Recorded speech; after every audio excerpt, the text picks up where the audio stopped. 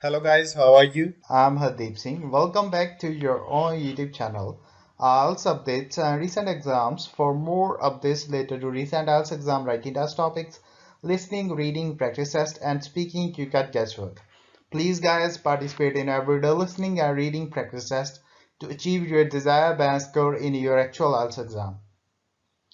Please hit the like and subscribe button. Press the bell icon for the upcoming notifications. Don't forget like, subscribe and share my YouTube channel and my Facebook page, IELTS updates and recent exams. Part 1. First, you have some time to look at questions 1 to 5.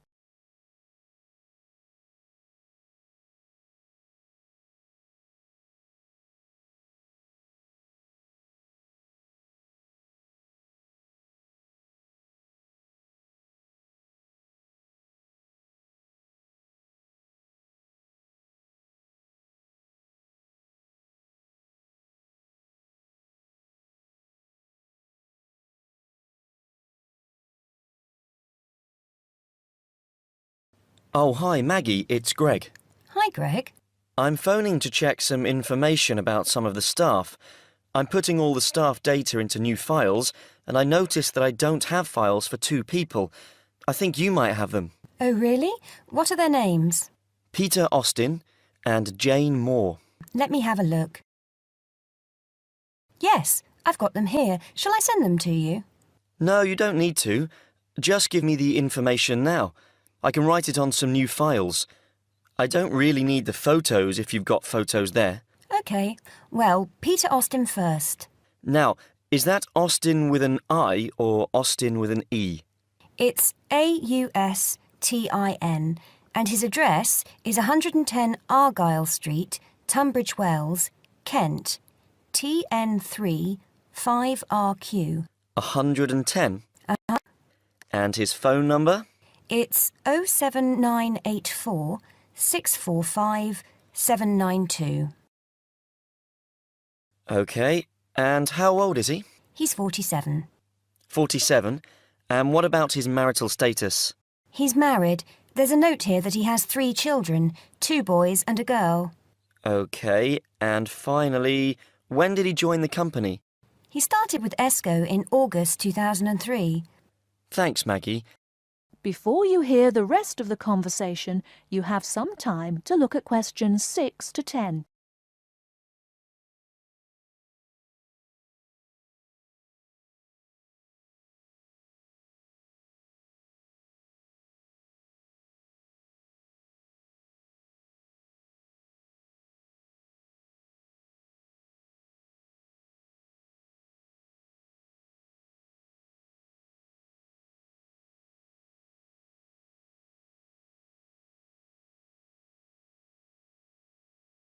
Now listen and answer questions 6 to 10. Now, what about Jane? Her name's Jane Moore, that's Moore, and her address is 72 Cedar Road, Crowborough, Kent, CR3 5RQ. CR3 and what, sorry? CR3 5RQ. And how do you spell cedar? CEDAR. Her phone number is 07984 650 396. 07984 650 396. Yes. Now, she's 22 and she's single. OK. And she started with ESCO in 2005, February 2005. Right, thanks, Maggie. That's very helpful. Goodbye now. Goodbye. That is the end of part 1. You now have half a minute to check your answers.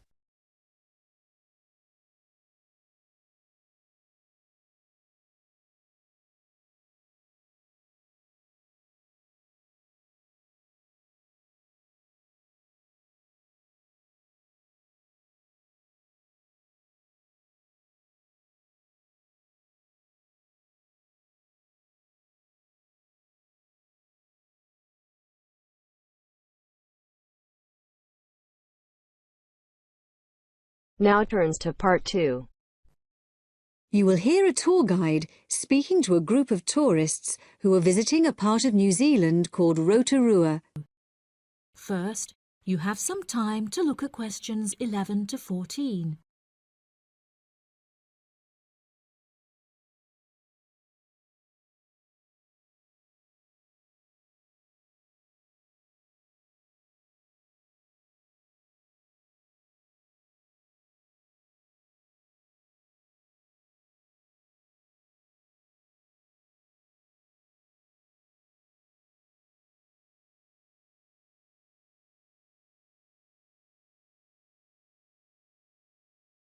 Now listen carefully and answer questions 11 to 14.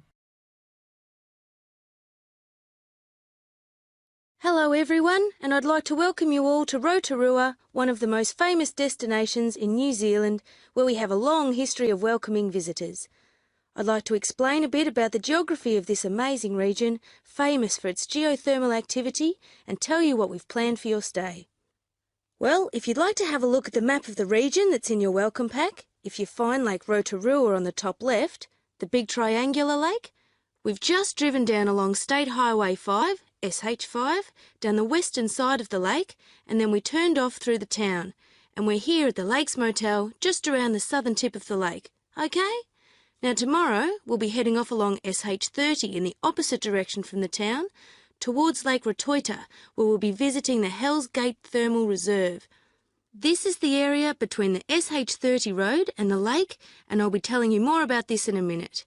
We'll then be returning to the motel, and in the afternoon we'll be visiting the town of Rotorua itself and also the Arts and Crafts Institute, which is just along the SH30 from the motel, where it meets the SH5 outside the town.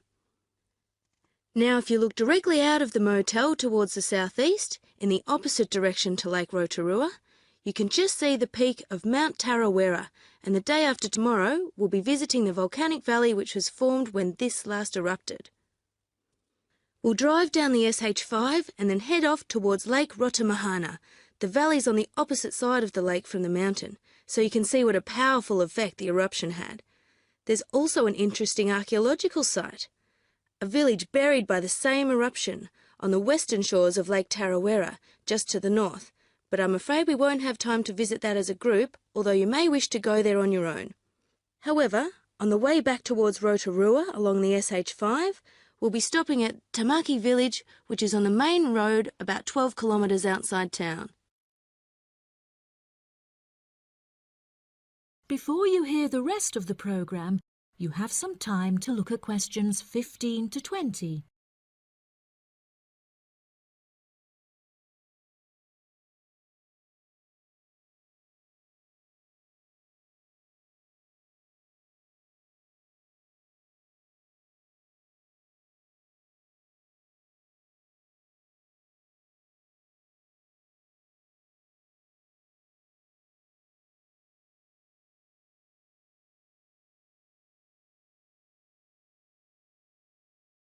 Now listen and answer questions 15 to 20. So now let me tell you a bit more about these attractions. Just driving past the lake and through the town, I'm sure you've realised this is somewhere quite different from anywhere else in the world. So tomorrow, we'll start by visiting Hells Gate Thermal Reserve. This is the most active area of the region volcanically, and you'll see New Zealand's largest boiling whirlpool, where the water is actually 100 degrees centigrade, together with the largest hot waterfall in the southern hemisphere, where it's a more comfortable 40 degrees centigrade. Just right for a hot shower. Entry is just $12 for adults and $6 for children.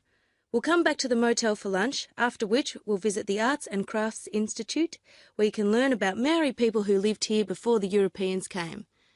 There's a display of Maori carving, showing this traditional skill at its most impressive, and exhibitions where you can learn about the use of geothermal waters for cooking food and for medicinal purposes. Entry is free and you'll find plenty to do there for the whole afternoon. The following day we'll be visiting another highlight of the region, the Volcanic Valley. This is a very new part of New Zealand. The valley was formed less than 150 years ago in 1886, when Mount Tarawera erupted violently, completely destroying the beautiful pink and white terraces that used to attract tourists to the region. After lunch, you can take a boat trip to see the volcanic activity at the edge of the lake. That's $25 for adults and $5 for children. We'll then be spending the afternoon learning more about traditional Maori life and pre-European New Zealand at Tamaki Village. As you walk around this recreated village, your Maori guide will tell you more about this traditional culture, and as the sun sets, you can enjoy a traditionally cooked feast known as the hangi. That's Hangi, consisting of meat and vegetables cooked over hot stones, which are placed in a hole in the ground and covered with earth. And there's no extra charge for this. It's all included in the basic cost of your holiday. Now, does anyone have any questions? That is the end of part 2. You now have half a minute to check your answers.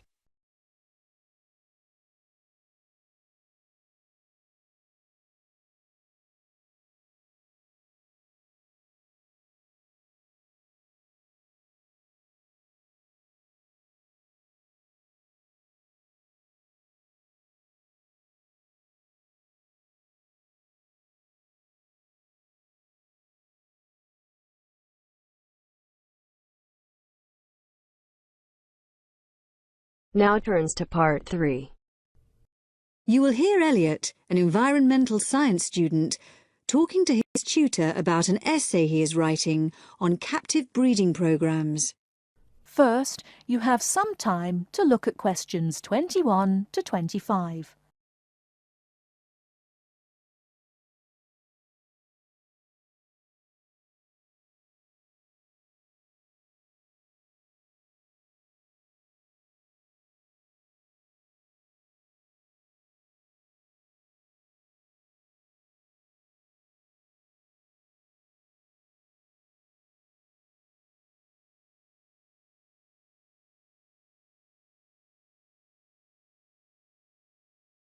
Now, listen carefully and answer questions 21 to 25. Dr. Ran? Oh, come in, Elliot. Thanks for sending me the draft of your extended essay. Now, you're writing about captive breeding of endangered species, aren't you? Yes. Okay. Well, this isn't a bad first draft, but there are some issues I think we need to discuss. Yes. I wasn't sure if I'd done enough research before I started writing. I'd say you've got plenty here. Too much in places. Oh. You've got this very long introduction on factors threatening the survival of species now and in the future, for instance. It's interesting, but it doesn't address the main issue of this essay. Oh, I thought I needed to give supporting evidence for my ideas. Yes, but only for key ideas. You can't cover everything. You've got to focus on the area you've chosen, which is the breeding of endangered species in captivity. Now, you have lots of relevant material about that, but I think you need to look at the planning of your central section again. At present, it's all rather a jumble. Oh, you mean I need to write it all out again? Well, it's just a matter of moving the things round a bit. Your introduction needs a rethink, as I said. Why don't you just begin by saying what captive breeding is? Give a definition. That's right. Then you should make it clear which are positive points and which are negative ones. For example, you start with the fact that breeding endangered species in captivity may be the only way we have of preserving some from extinction in the years to come, which is clearly an advantage. Now, what other advantages did you mention? Well, the whole thing about zoos, that since they're the obvious places for captive breeding to take place, this could justify their role in the future. They're not just a place for people to go and stare at animals for fun. And then there's the point that captive breeding eventually allows the animals to be reintroduced to the wild again, in theory at least. Right. So put those points together. Then the disadvantages. Well, the point that these programs are very expensive, obviously. Then thinking about the animals themselves, the psychological effects of captivity. Yes. And you also had a good section on the problem of disease for animals in captivity. But maybe you could have mentioned the poor success rate when they are eventually reintroduced into the wild. Right. Before you hear the rest of the talk, you have some time to look at questions 26 to 30.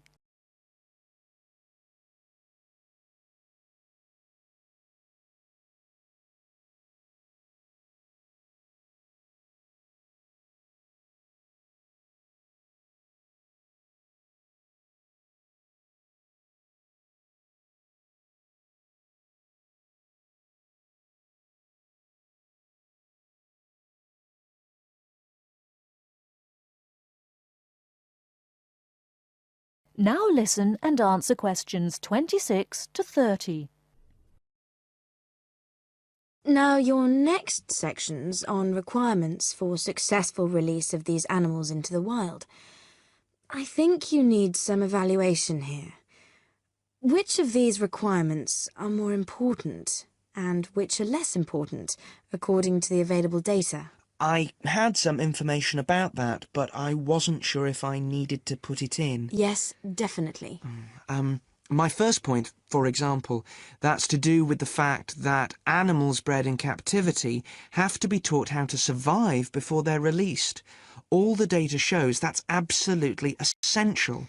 Unfortunately, if they're just released without training, they won't know how to hunt and how to avoid predators and so on.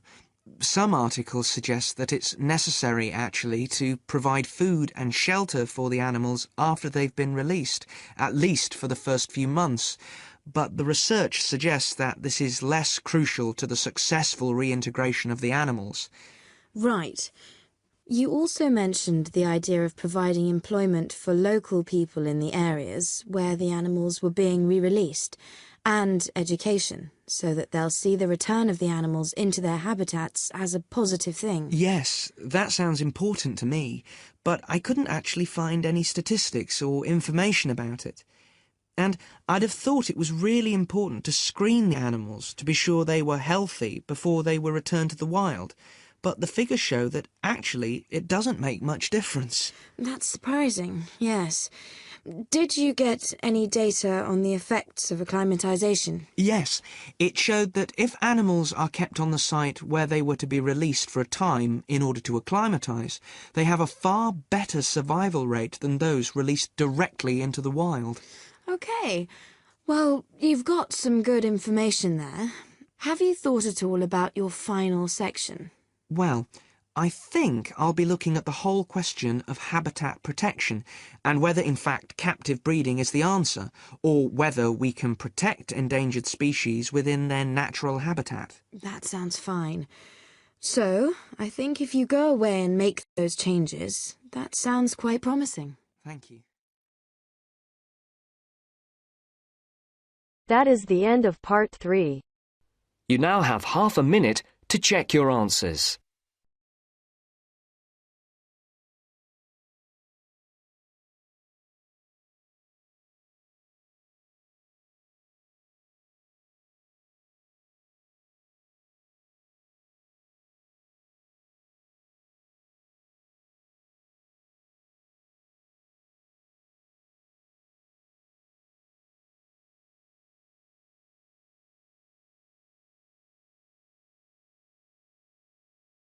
Now turns to part 4. You will hear an orientation lecture on sports therapy.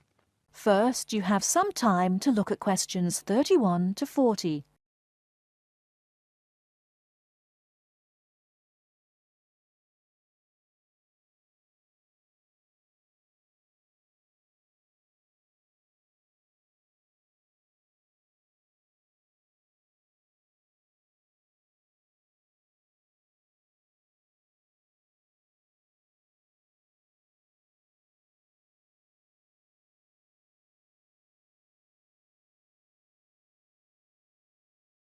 Now listen carefully and answer questions 31 to 40. Good morning and welcome to the University's Open Day and to our lecture on sports therapy. There are 2 good reasons to be here. Firstly, you will experience what a university lecture is like, so take out your notebook and pen. And secondly, you will find out about the sports therapy program. OK, so what does a sports therapy program involve? Everybody in today's society knows the impact sport, health and fitness makes on the population's physical and mental health. Studying at Kent will develop your understanding of the ideas and issues within the sports therapy, health and fitness industries. Sports therapy is one of the fastest growing careers within the sports sector. The program teaches you all the specialist knowledge you need in order to work within these industries. This includes scientific aspects such as anatomy and physiology and sports psychology. You learn how to design training programs and lifestyle profiles for a range of clients and to understand the role of sports promotion and event management. The degree also covers the treatment and prevention of sporting injuries and the importance of referral programs. There will be a full description of these subjects for you available at the door when you leave this lecture. Now, just to talk a little about teaching and assessment. The program involves taking part in and designing practical sports sessions, lectures, small group seminars and private study. On average, you have 6 lectures, 3 practical sessions, and a 1-hour-long seminar per week. And you also spend additional time developing your coaching and theoretical knowledge in real-life situations. At Stage 1, the first half of the year is assessed by 100% coursework and observed assessments. A majority of the modules also have written exams within the final half of the year, with the rest practically assessed. Stage 2 and 3 assessment varies from 100% coursework to a combination of examination and coursework, usually in the ratio 50-50, 60-40 or 80-20. You're probably wondering what career paths you can take once you've completed this degree. Well, careers can vary from employment in health and fitness clubs, sports injury clinics, sports development within local authorities, or with national governing bodies of sport, working in community leisure or sports attractions, self-employed personal trainer or sports therapist. There are some requirements you need to fulfill to enter this course.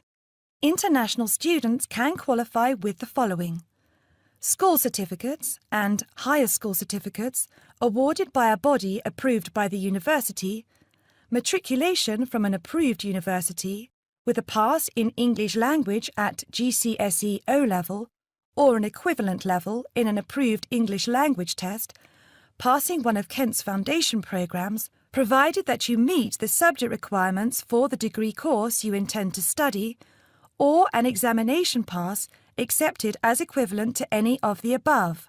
In order to enter directly onto a degree course, you also need to prove your proficiency in English, and we ask for one of the following: average 6.5 in IELTS test, minimum 6.0 in reading and writing, Grade B in Cambridge Certificate of Proficiency in English, Grade A in Cambridge Advanced Certificate in English, a pass overall in the JMB/NEAB test in English for overseas students, with at least B in writing, reading and speaking modules, a TOEFL score of at least 580 written test or 237 computer test. If you haven't yet reached those standards, Kent runs a foundation course for international students, which gives you a year's academic and language training before you begin on your degree. Right, that's about it. Any questions? That is the end of part 4. You now have half a minute to check your answers. So guys, don't forget like, subscribe and share my YouTube channel and my Facebook page. IELTS updates and recent exams. For more updates related to recent IELTS exam writing test topics, listening, reading, practice test and speaking, you got guesswork. Please guys, participate in everyday new IELTS listening and reading practice tests to achieve your desired band score in your actual IELTS exam. For more IELTS material, visit my official website www.ieltsupdatesandrecentexams.com. The link is given below in the description. If you need PDF files of latest IELTS material, then please join my Telegram channel. So guys, please write your score below the comment section. Again, thanks for listening. God bless you all guys. Stay tuned, stay safe.